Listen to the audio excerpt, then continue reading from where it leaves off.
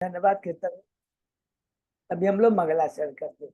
ओम अज्ञानतिमिरान्धस्य ज्ञानांजन शलाकया चक्षुन्मीलितं येन तस्मै श्री गुरुवे नमः।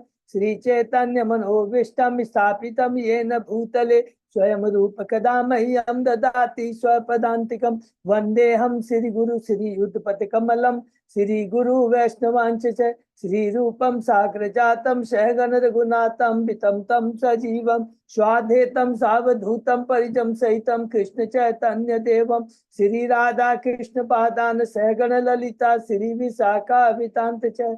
नम ओम विष्णुपादाय कृष्ण प्रेष्ठाय भूतले श्रीमते भक्ति वेदांत स्वामिन इति नामिने। नमस्ते सारस्वती देवे गौरवाणी प्रचारिणे निर्विशेषा शून्यवादी पाश्चात्य देश धारिणे। वांछा कल्पतरुभ्यश्च कृपा सिन्धुभ्येव च पतितानां पावनेभ्यो नमो नमः। नमो महावदान्याय कृष्ण प्रेम प्रदायते कृष्णाय कृष्ण चैतन्य नामने गौरत्मिषे नमः। हे कृष्ण करुणा सिंधु दीन बंधु जगतपते गोपेश गोपिका कांत राधा कांत नमस्तुते। तप्त कांचन गौरांगी राधे बिंदावनेश्वरी दिशभानुसुते देवी प्रणमामि हरि प्रिये। नीलांचल निवासाय नित्याय परमात्मने बलभद्र सुभद्रायां जगन्नाथाय ते नमः। जय श्री कृष्ण चैतन्य प्रभु नित्यानंद श्री अद्वैत गदाधर श्रीवासादि गौर भक्त बिंद मुखम करोति वाचालम पंगु लंगे गिम यत्कृपातमहं वंदे श्री गुरु मदीन तारिणम परमानंद माधवम श्री चैतन्य ईश्वरम। हरे कृष्ण कृष्ण कृष्ण हरे हरे हरे राम राम राम हरे हरे। श्री श्री मंगलाचरण की जय, शिला प्रभुपाद की जय। हरे कृष्णा। आज के इस भागवतम चर्चा में सभी भक्तों का हार्दिक स्वागत है। सभी भक्तों के चरणों में मेरा सादर दंडवत प्रणाम है। राधा माधव राधा गोविंद गुरु आचार्य परम वैष्णव की असीम कृपा है हम भक्त लोग के ऊपर कि अभी हम लोग कैंटो 6 में पहुंच गए हैं। 16वां अध्याय हमने समाप्त किया, 17 अध्याय आज हम शुरू करेंगे। 16 अध्याय तक में हमने क्या चर्चा की, संक्षेप में दोहराते हैं। प्रथम 3 अध्याय हैं अजामिल की कथा के बारे में, जिसके माध्यम से सुखदेव गोस्वामी परीक्षित महाराज को बताते हैं भगवान की भक्ति की महिमा एकमात्र हरिनाम, वो रामबाण दवा है जो हमें सारे पाप कर्मों से मुक्त करती है, पाप करने की प्रवृत्ति से नष्ट करती है और कृष्ण प्रेम प्रदान करती है। इस बात को स्वयं यमराज अपने यमदूतों के माध्यम से स्थापित करते हैं कि जो भगवान के भक्त होते हैं भगवान के संरक्षण में रहते हैं, और केवल उन्हीं लोगों को तुम मेरे पास में लाना जो भगवान की भक्ति नहीं करते। 5वें अध्याय में है, 4थे अध्याय में हमने पढ़ा दक्ष की हंस गुई प्रार्थना है कि किस तरह दक्ष भगवान की स्तुति करता है। भगवान प्रसन्न होते हैं, दर्शन देते हैं और कहते हैं मैं तुमसे बहुत प्रसन्न हूँ, तू प्रजाजन की पुत्री, पंचजन की पुत्री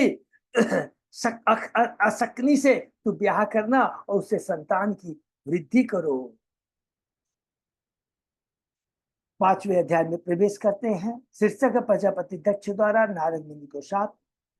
दक्ष भगवान के आदेश के अनुसार अपनी पत्नी अशिकनी से प्रथम 10,000 पुत्र उत्पन्न करता है और उसके बाद में 1000 पुत्र उत्पन्न करता है। दोनों को ही नारद जी की कृपा प्राप्त होती है और भगवान के परम भक्त हो जाते हैं और वो गृहस्थ जीवन में आने से मना कर देते हैं। इससे दक्ष क्रोधित हो जाता है और नारद जी को अभिशाप देता है, किंतु नारद जी उस अभिशाप को वरदान समझते हैं और बिना कोई उत्तर दिए उसे स्वीकार कर देते हैं।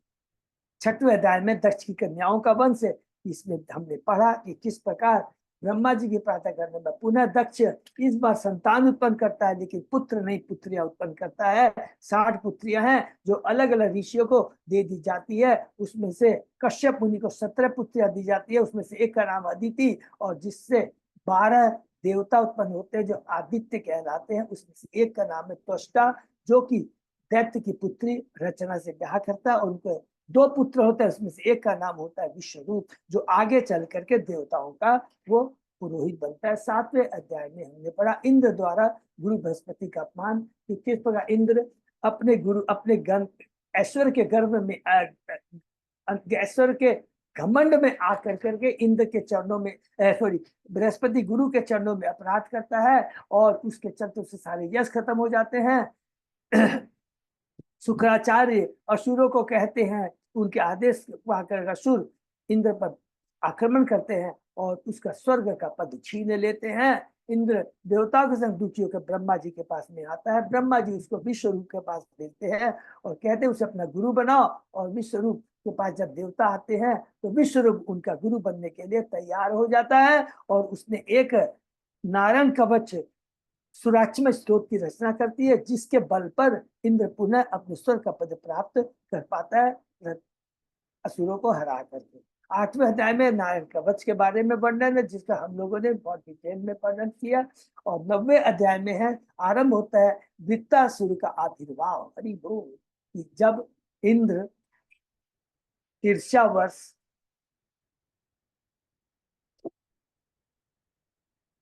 वध कर देता है विश्व रूप का, ये डर के मारी, ईर्ष्यावश नहीं भय के मारी कि विश्व रूप असुरों के नाम की अग्नि में आहुति दे रहा है, तो भय के कारण विश्व रूप को मार देता है।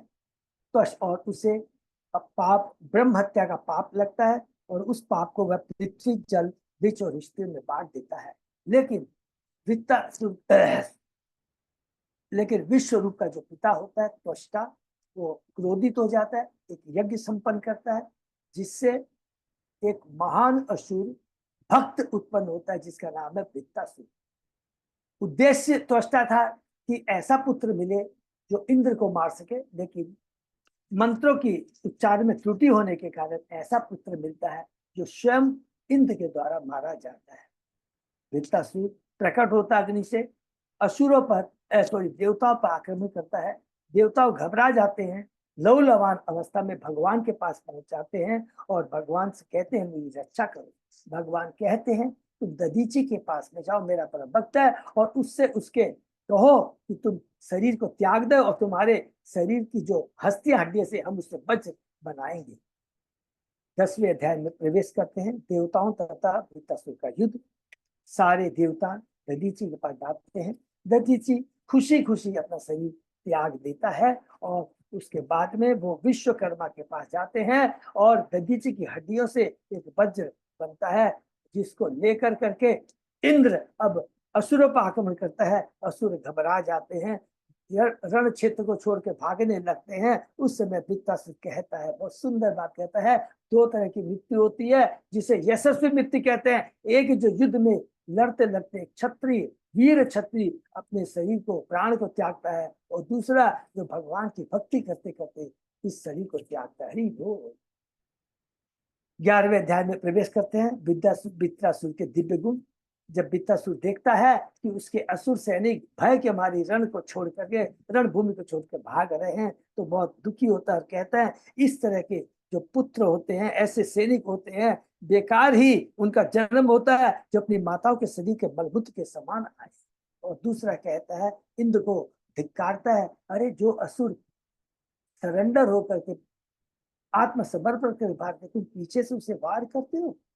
और इस प्रकार वो रोंदना शुरू कर देता है देवताओं को, और इसमें भय से इधर में इंद्र अपना गदा छोड़ता है, लेकिन वृत्तासुर गदा को अपने बाएं हाथ से पकड़ कर करके उसी गदा से एरावत हाथ के सिर पर वार करता है, तो एरावत इंद्र के साथ जमीन पर गिर जाता है।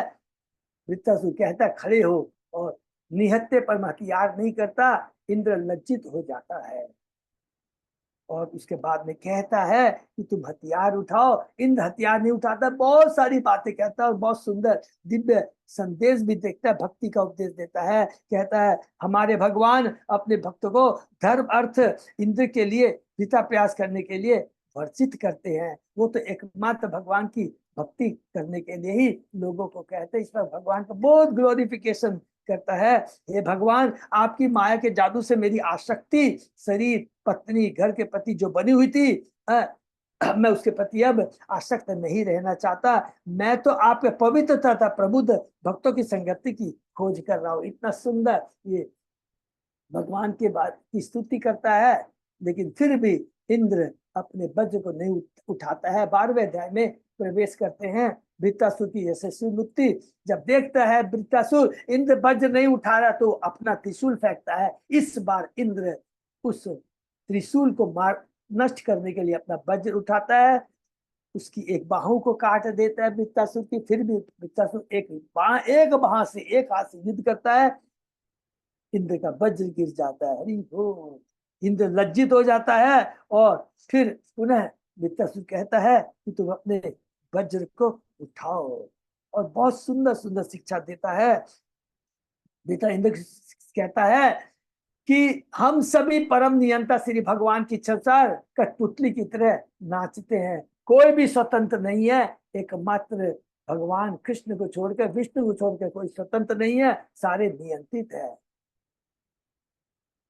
उसके बाद में इंद्र को प्रोत्साहित जब करता है, इंद्र वृत्तासुर को ग्लोरीफाई करता है, तो कहता है तुमने भगवान विष्णु की माया को पार कर दिया है और तुमने आसुरी भाव का पूरी तरह से परित्याग कर करके महान भक्त का पद प्राप्त कर लिया है। और उसके बाद में इंद्र अपना वज्र उठाता है, वृत्तासुर के दूसरे हाथ को भी काट देता है। फिर भी वृत्तासुर युद्ध मैदान नहीं छोड़ता है, उसका विशाल शरीर होता है, इंद्र को निगल जाता है। लेकिन इंद्र नारायण कवच, सुरक्षा का कवच पहने रहता है, उसके माध्यम से वो वृत्तासुर के पेट से निकल के आता है और उस वज्र से वृत्तासुर की गर्दन को काट देता है, जिसे काटने के लिए 1 साल लगते हैं। और उसके बाद में वृत्तासुर के शरीर से एक दिव्य ज्योति निकलती है जो कि भगवान के धाम चली जाती है। 13वां अध्याय में ब्रह्म हत्या से पीड़ित इंद्र के बारे में पढ़ा कि किस प्रकार पुनः इंद्र को ब्रह्म हत्या का पाप लगता है, और इस ब्रह्म हत्या पाप से भय से बचने के लिए पूरे ब्रह्मांड में घूमता है।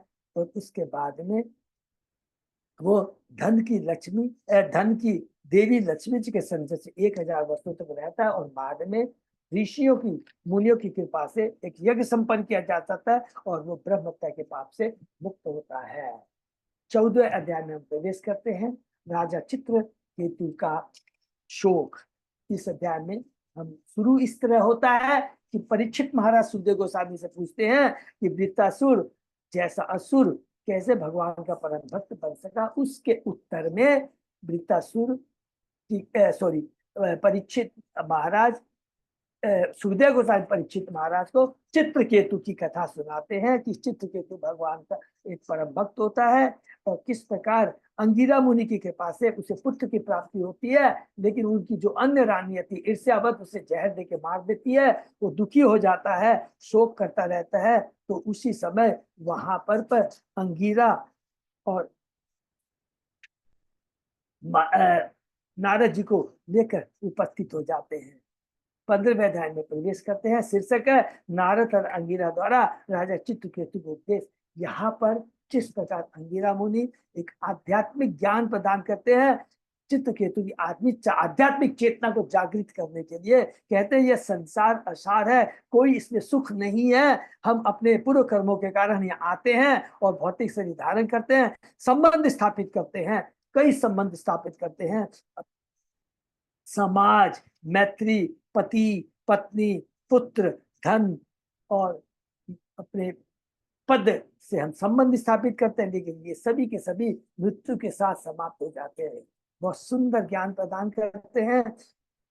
राजा की सारी चेतना जागृत हो जाती है, आंसू पोंछ के खड़ा होता है, कहता आप दोनों महान पुरुष हैं और कृपा करके मुझे उबारने के लिए, इस भौतिक जगत से उबारने के लिए ज्ञान प्रदान करें, ज्ञान की प्रज्वलित अग्नि को जगाएं।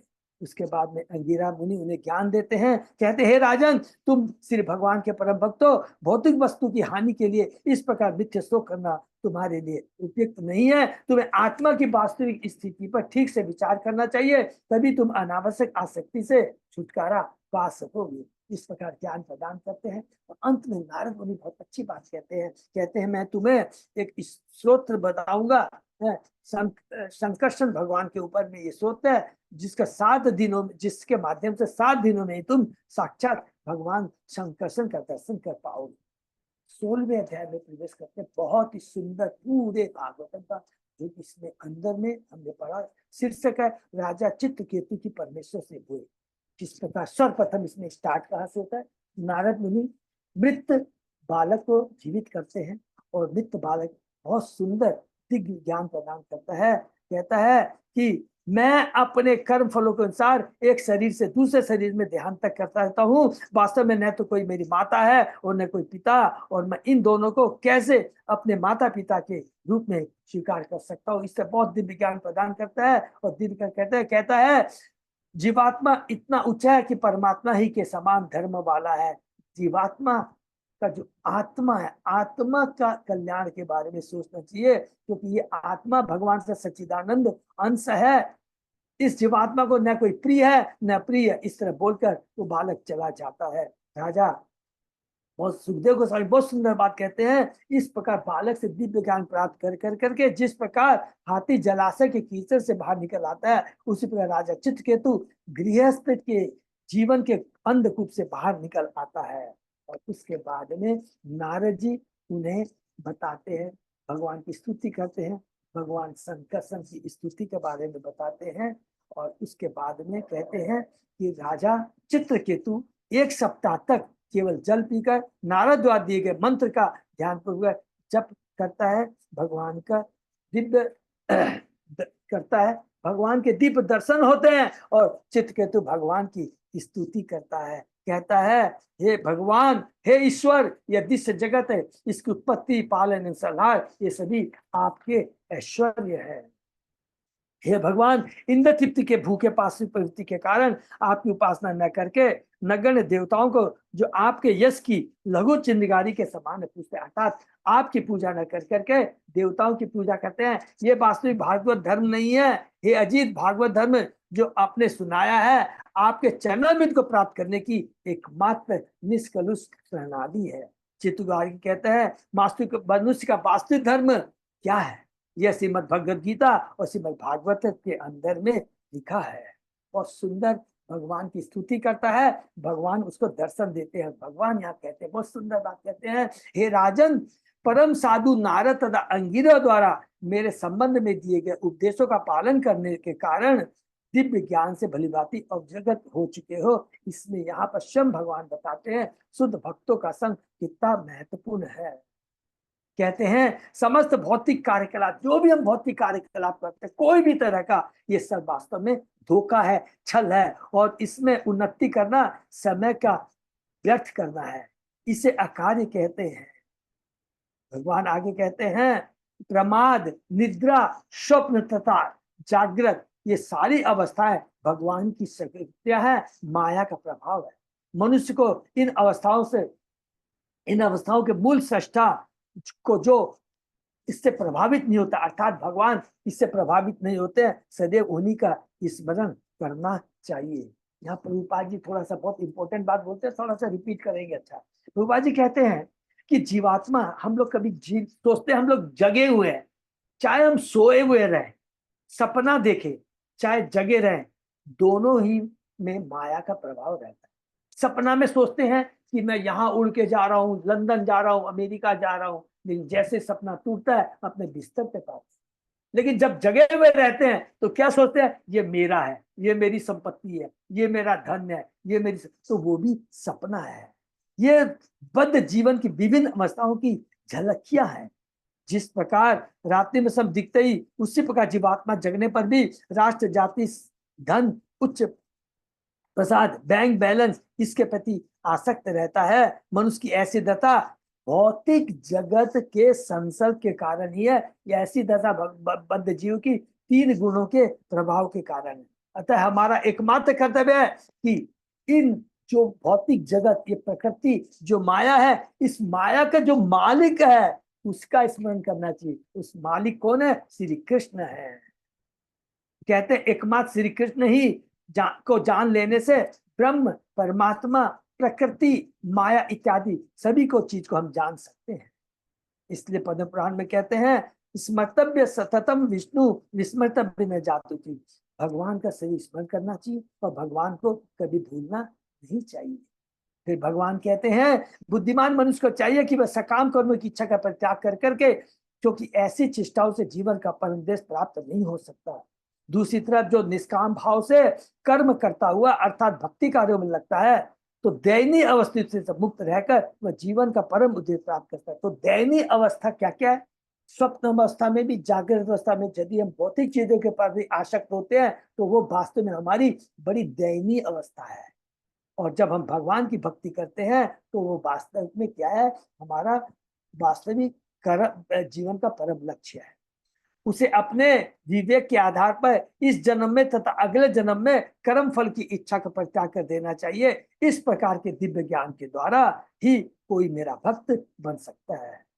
अतः जो जीवन के परम उद्देश्य को प्राप्त करना चाहते हैं उन्हें चाहिए कि वे परम पुरुष तथा जीवात्मा का भलीभांति निरीक्षण करें, जो अंश तथा पूर्ण अंश के कारण एक ही है कि भगवान परम है और हम भगवान के अंश है। जीवन की यही सबसे बड़ी समझ है, इससे बढ़कर और कोई सत्य नहीं है। ये भगवान इस प्रकार बहुत दिव्य शिक्षा देते हैं और उसके बाद में भगवान अंतर्धान हो जाते हैं चित्रकेतु से। और इस प्रकार चित्रकेतु की लीला यहाँ पर समाप्त होती है। लेकिन ये जो चित्रकेतु है इसको भगवान ने विद्याधर लोक का राजा बनाते हैं। और 17वें अध्याय में हम पढ़ेंगे कि किस प्रकार, चूंकि उसने भगवान, देखिए ये तत्व ज्ञान पहले बताकर शुरू करते हैं। संकर्षण भगवान की पूजा की, जब भगवान की कृपा प्राप्त हुई है तो ये याद करके रख लेंगे कि भगवान कभी भी भक्त को भौतिक जगत में रखना नहीं देना चाहते।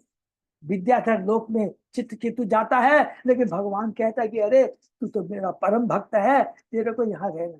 तो भगवान यहाँ लीला करते हैं और इस लीला के माध्यम से कैसे चित्रकेतु भ्रमित होता है, माता पार्वती से उसको साप मिलता है और उस साप के चलते वो असुर बनता है, दित्तासुर। हरि बोल।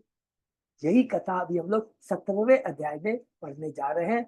शुरू करते हैं। ओम नमो भगवते वासुदेवाय। ओम नमो भगवते वासुदेवाय। ओम नमो भगवते वासुदेवाय।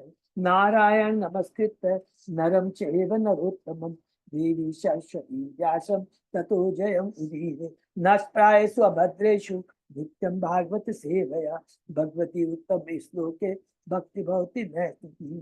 कृष्णाय वासुदेवाय देवकी नंदनाय च नंद गोप कुमाराय गोविंदाय नमो। आराधयो भगवान ब्रजेश तनय ततधाम वृंदावनम रमया काचित उपासना व्रजवधूवर्गेण्य कल्पिता। श्रीमद् भागवतम प्रमाणम अमलम प्रेमा पुभक्तो महान। श्री चैतन्य महाप्रभो मतमिदं तत् आदरो न पर। हरे कृष्ण कृष्ण कृष्ण हरे हरे, हरे राम राम राम हरे हरे। अध्याय 17 शीर्षक माता पार्वती द्वारा चित्रकेतु को शाप। इस अध्याय में भगवान शिव के साथ हंसी करने से चित्रकेतु द्वारा असुर देह प्राप्त करने का वर्णन है। श्री भगवान से बात करने के बाद चित्रकेतु विद्याधर लोक की स्त्रियों के साथ अपने विमान में सुख भोग करने लगा। भगवान के यश का सामूहिक कीर्तन करने के बाद उसने बाह्य अंतरिक्ष में उड़ान भरी। एक दिन उड़ते उड़ते वह सुमेरु पर्वत के निकुंज में पहुंचा, जब भगवान शिव पार्वती का आलिंगन कर रहे थे और चारों ओर से सिद्ध चारण और साधुओं से घिरे हुए। भगवान शिव को उस स्थिति में देखकर चित्रकेतु जोर से हंसा, जिससे पार्वती अत्यंत रुष्ट हो उठी और उसे शाप दे दिया। इस शाप से चित्रकेतु बाद में वृत्तासुर नामक असुर के रूप में प्रकट हुआ। किंतु चित्रकेतु पार्वती के शाप से तनिक भी नहीं डरा। वह इस प्रकार बोला, प्रत्येक प्राणी, देखिए वहां पर माता पार्वती के सामने वो दिव्य ज्ञान देता है। प्रत्येक प्राणी अपने विगत कर्मों के अनुसार मानव समाज में सुख दुख का भोग करता है और इस भौतिक जगत में विचरण करता रहता है। अतः वह स्वयं अपने सुख दुख के लिए उत्तरदायी है। इस जगत में प्रत्येक प्राणी भौतिक प्रकृति द्वारा नियंत्रित होता है, तो भी वह अपने आप को प्रत्येक वस्तु का कर्ता मानता है। यह जगत भगवान की बहिरंगा शक्ति से उद्भूत है। मनुष्य कभी शापित होता है तो कभी वर प्राप्त करता है और इस प्रकार वह कभी स्वर्ग लोक का सुख भोगता है तो कभी अधोलोक का। किंतु ये समस्त स्थितियां एक सी है, क्योंकि उसी के नियंत्रण में इस संसार की उत्पत्ति, पालन और संहार होता है। किंतु वह इन विभिन्न रूपांतरों के प्रति उदासीन बना रहे। श्री भगवान की भौतिक बहिरंगा शक्ति इस भौतिक जगत के ऊपर नियंत्रण रखती है। ईश्वर जीवात्माओं के विभिन्न स्थितियां उत्पन्न करके संसार की सहायता करता है। जब चित्रकेतु ने इस पर कहा तो वहां पर उपस्थित शिव तथा पार्वती सहित सभा के सभी सदस्यों को परम आश्चर्य हुआ। तब भगवान शिव ईश्वर के भक्तों के संबंध में बताने लगे। उन्होंने बताया कि भक्त जीवन की समस्त स्थितियों में इनडिफरेंट, उदासीन रहता है, चाहे वह स्वर्गलोक में हो या नरक में, चाहे वह मुक्त हो या बद्ध। चाहे वह सुखी हो या दुखी। ये माया द्वारा उत्पन्न भेद है। माया के प्रभाव से जीवात्मा स्थूल तथा सूक्ष्म देह धारण करता है और इस आडंबरपूर्ण स्थिति में ईश्वर का अंश होते हुए भी कष्ट उठाता है। ईश्वर का अंश होते हुए भी कष्ट उठाता है। तथाकथित देवता अपने को स्वतंत्र राजा मानते हैं और ये भूल जाते हैं कि समस्त जीवात्मा परमेश्वर के भिन्न अंश है, परमेश्वर के नियंत्रण में है। ये पूरी जगत जीव सब भगवान के नियंत्रण में है। ईश्वर एकमात्र शक्तिमान है, नियंत्रक है, बाकी सब क्या है? नियंत्रित है। सभी क्या है? शक्ति है। भगवान शक्तिमान है। यह अध्याय भक्त भगवान के यशोगान के साथ समाप्त होता है। हरि बोल। श्री शुक वाच है, शुरू करते हैं। यथा च अनर्हितो अनंत तस्ये कुत्वादिशे नमः विद्याधर चित्त केतु चार गगने चरः। श्री सुखदेव गोस्वामी ने कहा, जिस दिशा में अनंत भगवान अंतर्धान हुए थे उनको उसको नमस्कार करके राजा चित्रकेतु विद्याधरों का अगुआ बनकर के बाह्य अंतरिक्ष में यात्रा करने लगा। विद्याधर लोक पहुंच जाता है। शैलक्षम वर्ष लक्षाणाम अव्याहत बलेन्द्रिय स्तूय मानो महायोगी मुनि भी सिद्ध चारणे कुलाचलेन्द्र द्रोणीषु नाना संकल्प सिद्धिषु धेमे विद्यातर स्थिति गापयन हरिमीश्वरम। परम साधु तथा मुनियों एवं शुद्ध लोक तथा चारण लोक के वासियों द्वारा प्रशंसित परम योगी चित्रकेतु लाखों वर्ष तक जीवन का आनंद भोगता हुआ विचरता रहा। शारीरिक शक्ति तथा इंद्रियों में क्षीण हुए बिना वह सुमेरी पर्वत की घाटी में घूमता रहा, जहाँ उसने भगवान हरि के महिमा का जप करते हुए विद्याधर लोक की रमणियों के साथ जीवन का आनंद उठाया। यह ध्यान देने की बात है कि यद्यपि महाराज चित्रकेतु विद्याधर लोक की अनुपम सुंदरियों से घिरे थे, किंतु वे भगवान के पवित्र का नाम का जाप करके उनका यशोगान करना नहीं भूले। कई स्थलों पर यह सिद्ध किया जा चुका है कि जो कलुषित नहीं है और जो भगवान के यश का जप करता है, ऐसे शुद्ध भक्त को सिद्ध मानना चाहिए। ये जस प्रभुपाद जी बता रहे, क्योंकि यहाँ पर देखिए सबको डाउट होगा, भगवान की भक्ति कर कर करके विद्याधर लोक में जाकर के रमणियों के साथ वो रमण कर रहा है। याद रखें, भगवान की लीला है, क्योंकि उसके चलते भगवान उससे क्या है? पाप करवाएंगे, उससे अपराध, पाप नहीं बोलेंगे, अपराध करवाएंगे और उस अपराध के चलते उसे पार्वती माँ से अभिशाप मिलता है और फिर वो वृत्तासुर बनता है। ये बहुत सबसे इनर मीनिंग यही है। एकदा स विमानेन विष्णुदत्तेन भास्वता गिरिशम दिदिशे गच्छन् परितं सिद्ध चारिणी आलिंग्य अंक्रीकृतं देवी बाहुना मुनि संसिधि उवाच देव्या श्रीवंत्या जहाशो उच्चेतत अंतिकी। एक बार जब राजा चित्रकेतु भगवान विष्णु द्वारा प्रदत्त अत्यंत तेजोमय विमान पर बैठकर बाह्य अंतरिक्ष में यात्रा कर रहे थे, तो उन्होंने भगवान शिव को सिद्ध चारणों से घिरा हुआ देखा। भगवान शिव महामुनियों की सभा में बैठे थे और देवी पार्वती को अपनी गोद में बैठाकर अपने हाथ से उनका आलिंगन कर रहे थे। राजा चित्रकेतु पार्वती के निकट जाकर तेजी से हंसे और कहने लगे। इस प्रसंग में श्री विश्वनाथ चक्रवर्ती ठाकुर कहते हैं, भक्ति मुति में हरि दत्वा स्विच्छेदानुभूतये देव्या शापेन वृत्रत्वम नित्वात शांति के अन्य। सारंश है कि श्री भगवान तो चित्रकेतु को यथाशीघ्र बैकुंठ लोक लाना चाहते थे। हरि बोल। वास्तविक तथ्य तो यह है कि श्री भगवान तो चित्रकेतु को यथाशीघ्र बैकुंठ लोक लाना चाहते थे। ईश्वर की योजना यह थी कि पार्वती के साथ से चित्रकेतु वृत्रासुर बने, जिससे वह अगले जन्म में भगवान के धाम को तुरंत लौट सके। यही भगवान की योजना है। और सेम चीज कहाँ पर हम लोग पढ़े हैं कि इस तरह की घटना जे कि परीक्षित महाराज भगवान के परम भक्त होकर भी जब शिकार खेलने जाते, कैंटो 1 में हमने पढ़ा था किस प्रकार भगवान की माया, भगवान की योग माया, महामाया नहीं, भगवान की योग माया उसे भ्रमित करती है। ऋषि के गले में वो मरा हुआ सांप डाल देता है, ऋषि के पुत्र श्रृंगी से उसे अभिशाप मिलता है और 7 दिनों में उसे मुक्ति का अभिशाप मिलता है। और भगवान चाहते थे कि वह सुखदेव गोस्वामी से परीक्षित महाराज भागवतम सुने और इस प्रकार भागवतम का उदय हो। हरि बोल। तो सेम चीज यहाँ पर कि भगवान इस लीला के माध्यम से चित्रकेतु को अपने धाम बुलाना चाहते थे।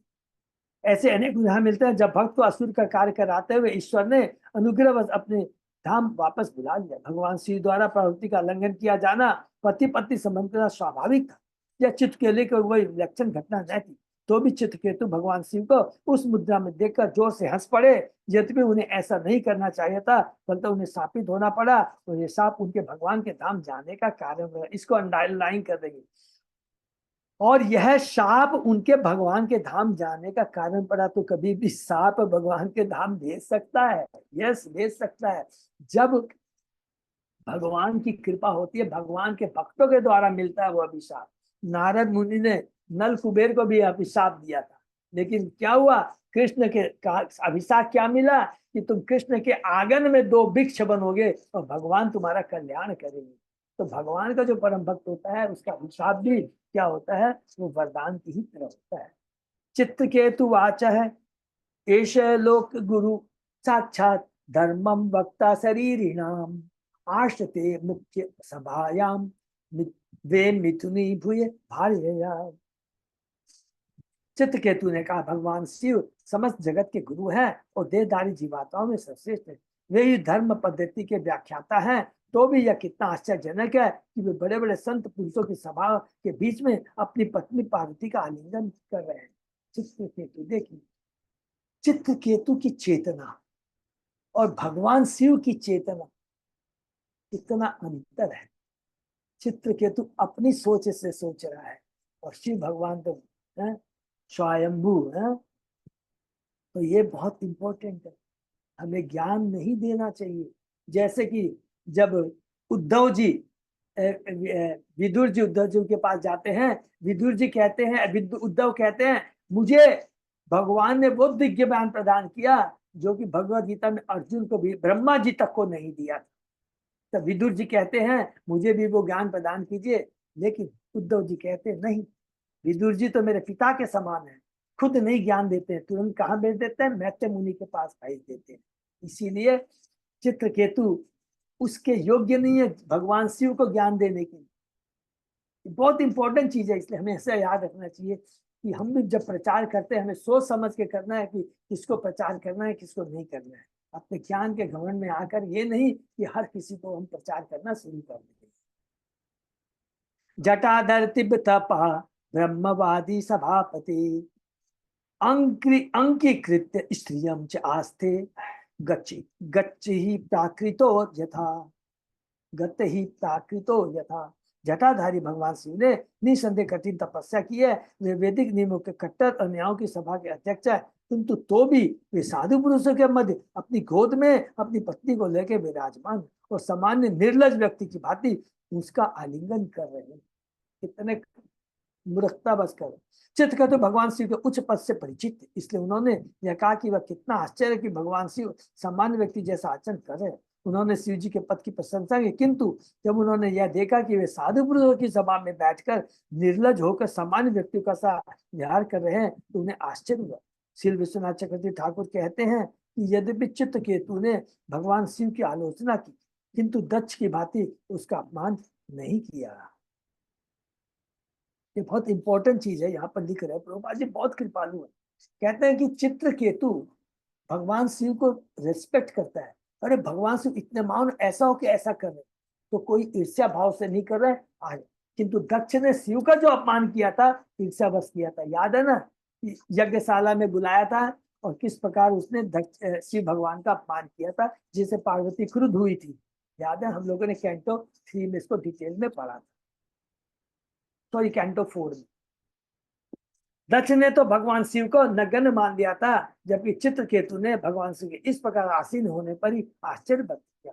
प्राय से प्राकृत चापी स्त्रियम रहसी विव्रति अयम महाभ्रदो विवर्ति स्त्रियम ददसी सदसी स्त्रियम। प्राय सामान्य पुरुष भी एकांत में ही अपनी पत्नियों का आलिंगन और भोग करते। यह कितना आश्चर्यजनक कि इतने बड़े तपस्वी भगवान महादेव परम साधुओं की सभा के बीच अपनी पत्नी का सबों के समक्ष आलिंगन कर रहे हैं। इस प्रकार वो आलोचना कर रहा है चित्रकेतु। महाव्रत सत्कार्त ब्रह्मचारी है जो कभी स्खलित नहीं होता। भगवान शिव की गणना श्रेष्ठ योगियों में की जाती है। तो भी उन्होंने साधु की सभा में अपनी पत्नी का आलिंगन किया। चित्रकेतु इसकी प्रशंसा करते हैं कि इस स्थिति में भगवान शिव अप्रभावित बने रहे। अतः चित्रकेतु ने कोई अपराध नहीं किया, उसने मात्र अपना आश्चर्य प्रकट किया। यहाँ पर प्रभुपाद जी कहते हैं कि आश्चर्य प्रकट किया, उसको अच्छा नहीं लगा, क्योंकि शिव को वो बहुत सम्मान करते हैं, शिव की स्थिति बहुत ऊंची है। तो यहाँ प्रभुपाद जी क्लियर करना चाहते हैं कि चित्र के प्रति हमारी कोई भी गलत भावना नहीं है। और असली चीज क्या है इसके पीछे, ये भगवान की इच्छा से हो रहा है। भगवान की योग माया चित्रकेतु को भ्रमित कर रही है उसके कल्याण के लिए। श्री शुकवाच भगवान अपि तत् श्रुत्वा रहस्य अगाधि नृपः तुषणीम बभूव सदशी सभ्याश्च तत् अनुव्रता। श्री सुखदेव गोस्वामी ने कहे, राजा चित्रकेतु के वचन सुनकर परम बलशाली अगाध ज्ञान में भगवान शिव केवल हंस दिए और चुप रहे। सभा के समस्त देशों ने भी उन्हीं का अनुकरण किया, क्योंकि भगवान शिव तो जानते हैं कि ये मेरे प्रभु शंकरसन की क्या है, योजना है। शंकरसन के ही योजना के चलते उन्होंने चित्रकेतु की बुद्धि फेरी है, तो तुरंत हंस पड़ते हैं, उस पर क्रोध नहीं करते। चित्रकेतु द्वारा भगवान शिव की आलोचना का उद्देश्य रहस्यमय है और मानव व्यक्ति की समझ के परे है। तो भी श्री विश्वनाथ चक्रवर्ती ठाकुर ने इस प्रकार टिप्पणी की, परम वैष्णव एवं परम शक्तिशाली देवता होने का भगवान शिव कुछ भी करने में समर्थ है। यद्यपि वे बाह्य रूप से सामान्य व्यक्ति का सा आसन कर रहे थे और शिष्टाचार का पालन नहीं कर रहे थे, किंतु ऐसे कार्य से उनकी उच्च स्थिति पर कोई प्रभाव नहीं पड़ता। कठिनाई यही है कि सामान्य व्यक्ति उनके इस आचरण को देखकर उसका अनुरूपण कर सकता है, जैसा कि भगवद गीता में कहा गया है, यत् आचरति श्रेष्ठ तत् देवेतरो जन स यत् प्रमाणम कृते लोक अनुवर्तति। महापुरुष जो आचरण करता, बहुत सुंदर श्लोक है, तीसरे गीता के 30 अध्याय का 21वां। महापुरुष जो आचरण करता है सामान्य पुरुष का अनुसरण करते हैं। वह पुरुष अपने विलक्षण कार्यों से जो आदर्श स्थापित कर देता है, संपूर्ण विश्व उसी के अनुसार कार्य करता है। सामान्य व्यक्ति भी दक्ष की भांति भगवान श्री आलोचना करके कष्ट का भागी हो सकता। राजा चित्रकेतु चाहते थे कि आलोचना न करे और अपराध के भागी। यदि कोई यह सोचता है कि भगवान विष्णु ही पूर्ण है और सभी देवता भगवान शिव के समान अनुचित कृत्य करते हैं, तो वह अपराधी थी। यह सब सोचकर चित्रकेतु भगवान शिव के प्रति इतने निष्ठुर हो सके। वो बोलना चाहते हैं भगवान की, देखो अरे श्री तो इतने भगवान महान है, और बड़े लोगों का जो लोग होते हैं वो महापुरुषों का अनुसरण करते हैं, तो अगर वो ऐसा करेंगे तो लोग भी वैसा करेंगे। तो उनको अंदर से दुख हो रहा था। ये प्रभुपाद जी अपने तात्पर्य के माध्यम से बताना चाहते हैं। भगवान श्री कभी कभी होती है ना, हम डांटते हैं किसी को, अपने खास आदमी को, इसलिए नहीं कि उससे गुस्सा ईर्ष्या करता, नहीं, अरे तू मेरा भक्त है, अगर तू ऐसा आचरण करेगा तो लोग बोलेंगे मैं तुम्हें क्या शिक्षा दे रहा हूं। तो इस उद्देश्य से डांट। भगवान शिव परम ज्ञानी होने के कारण चित्रकेतु के मंतव्य को समझ गए, अतः वे तनिक भी क्रुद्ध नहीं हुए, अपितु हंसकर शांत बने रहे। भगवान शिव को घेर कर बैठे हुए सभा के सदस्य भी चित्रकेतु के मंतव्य को समझ गए। फलतः भगवान शिव का अनुसरण करते हुए उन्होंने कोई प्रतिवाद नहीं किया, क्योंकि सब बड़े बड़े ज्ञानी थे। नारद मुनि सोचिए सब थे, सब समझ गए। क्या एक ही सेंटेंस में याद रखेंगे, ये भगवान की लीला है, ये कोई साधारण नहीं है। चित्रकेतु ने अपने आप नहीं किया, भगवान का भक्त है, ये तो भगवान की परम लीला है। भगवान क्या है, अद्भुत कर्मणा है, जो हम लोगों ने पढ़ा था पहले ही कैंटो में है, अद्भुत कर्मणा है। यदि सभा के सदस्यों ने यह सोचा होता है चित्रकेतु भगवान से अपमान किया है, तो वे अपने कानों को बंद करके अवश्य उठकर चले जाते। वो नहीं गए हैं, क्योंकि सबको मालूम है ये भगवान की लीला। सबका मतलब है शिव भगवान किसको ज्ञान दे रहे हैं, भक्ति का। वहां पर बड़े बड़े मुनि, नारद, व्यास, सब लोग बैठे हुए हैं, देखिए सब समझ गए भगवान की लीला है। इति अतत् वीर्य विदुषी ब्रुवाणे बहु अशोभनम रुषा देवी धिष्ठाय निर्जिता रिजितात्म अभिमानिनी। भगवान शिव तथा पार्वती के शौर्य वीर को न जानते हुए राजा शिव उनकी तीखी आलोचना की। उसके वचन तनिक भी रुचने वाले न थे अतः परम क्रुद्ध देवी पार्वती चित्रकेतु से, जो अपने को इंद्रियों के जीतने में भगवान शिव से शेष समझ रहा था, इस प्रकार बोली कि तू अपने को सोचता कि तू इंद्रिय जीत है, तो भगवान शिव से ज्यादा अपनी इंद्रियों को बस में रख सकता है, तेरी ये सोच है। क्रोधित हो जाती है।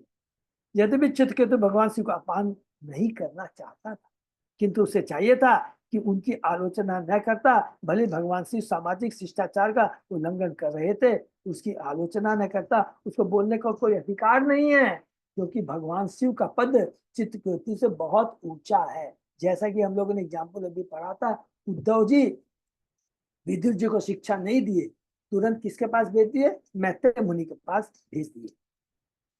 उनकी उल्लंघना कहा गया है कि जिस श्याम से दोष न दोष आए, जो परम समर्थ है, उसे निर्दोष मानना चाहिए। उदाहरण, सूर्य की बुराई नहीं करनी चाहिए यद्यपि वह सड़कों के मूत्र आदि को उड़ाता है। शक्तिमान की आलोचना न तो सामान्य व्यक्ति द्वारा न ही महान पुरुष द्वारा होनी चाहिए। चित्रकेतु को यह समझना चाहिए था कि यद्यपि भगवान से उस पर उस प्रकार बैठे हुए थे, तो भी उनकी आलोचना नहीं होनी थी। कठिनाई यह थी कि चित्रकेतु भगवान विष्णु शंकर का परम भक्त था, और शंकर से वर प्राप्त होने से उसे कुछ न कुछ घमंड भी हो आया था। मतलब उसने सोचा कि वह किसी की भी, चाहे वह भगवान शिव की क्यों ना, आलोचना कर सकता है। भक्त में ऐसा गर्व अक्षम्य है। वैष्णव को हमेशा विनम्र रहना चाहिए और अन्यों का आदर करना चाहिए। ये भी बहुत बड़ी शिक्षा प्रभुपाद जी तात्पर्य कहते हैं। जब हम भक्ति करते हैं, बहुत ज्यादा प्रीचिंग शुरू कर देते हैं, प्रचार करते हैं, लोग हमारे कथा सुनते हैं, तो कभी कभी हमें घमंड आ जाता है। जैसा कि इसको आ गया चित्रकेतु का, अरे मेरे को तो शंकर भगवान के दर्शन हुए, भगवान ने मुझे वरदान दिया है, तो वो थोड़ा सा गर्व के आगे चलते भी आता है। तो भगवान को फिर एक ही बात कहेंगे, भगवान अद्भुत कर्मणा है। भगवान अपनी एक लीला से बहुत सारी शिक्षाएं देते हैं। क्या क्या शिक्षा हुई? पहली शिक्षा भगवान ये देते हैं कि कभी भी अपने से जो उच्च लेवल पे है उन्हें ज्ञान प्रदान करने का प्रयत्न नहीं करना चाहिए, नंबर 1। नंबर 2, अगर भक्ति करते हैं, भक्ति के प्रचार हम करते हैं, और भगवान की कृपा से हम अपने आप भी प्रचार नहीं कर सकते, याद रखेंगे। ये सब भगवान की कृपा के बिना हम न भक्ति कर सकते हैं, न प्रचार का कार्य कर, सब में बात, तो घमंड नहीं आना चाहिए। और तीसरा ये चीज है कि जो भगवान का भक्त होता है, और भगवान अपने भक्त के माध्यम से बहुत सारी शिक्षाएं देते हैं, और भगवान यहाँ पर उद्देश्य क्या है? हम बद्ध जीवों को ये शिक्षा दे रहे हैं चित्रकेतु के माध्यम से कि कभी हमें इस तरह नहीं करना चाहिए। और ये वह आंतरिक मीनिंग क्या है? भगवान चित्रकेतु को अपने धाम वापस बुलाना चाहते थे। हरि बोल। तेनादपि सुनीचेन तरोर अपनी सही अमानी न माने थे कितनी सदा। अपने को तनी तिनके से भी तुच्छ मानते हुए मनुष्य को विनम्र भाव से हरि के पवित्र नाम का जप करना चाहिए। उससे बिच्छ से भी अधिक सहिष्णु तथा अहंकार से रहित एवं अन्यों को सम्मान प्रदान करने के लिए तत्पर रहना चाहिए।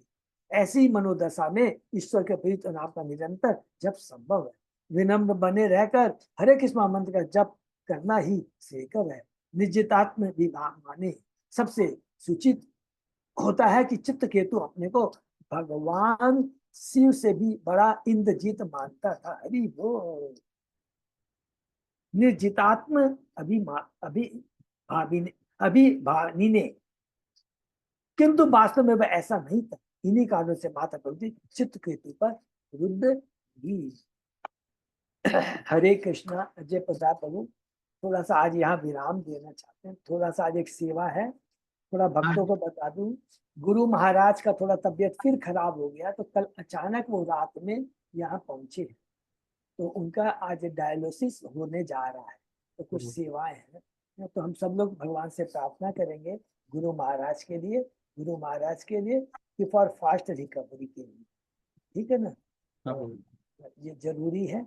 और बाकी तो अजय प्रताप ने सबने अनाउंसमेंट कर दिया है, बता दिया है कि हम लोगों की रथ यात्रा में क्या क्या सेवाएं हैं। कीर्तन की सेवा है, गुंडीचा मंदिर के सामने है, टैबलो में, भक्ति पंडाल के अंदर में, और एग्जामिनेशन हॉल में। इसके अलावा भी और बहुत सारी सेवा यदि कुछ करना चाहते हैं तो हम लोग बात कर सकते हैं। तो गोपी गीत प्रभु ने गीत के ये इसके लिए किया है, जो कीर्तन का जो स्लॉट है गोपी गीत प्रभु ने सबको दिया है।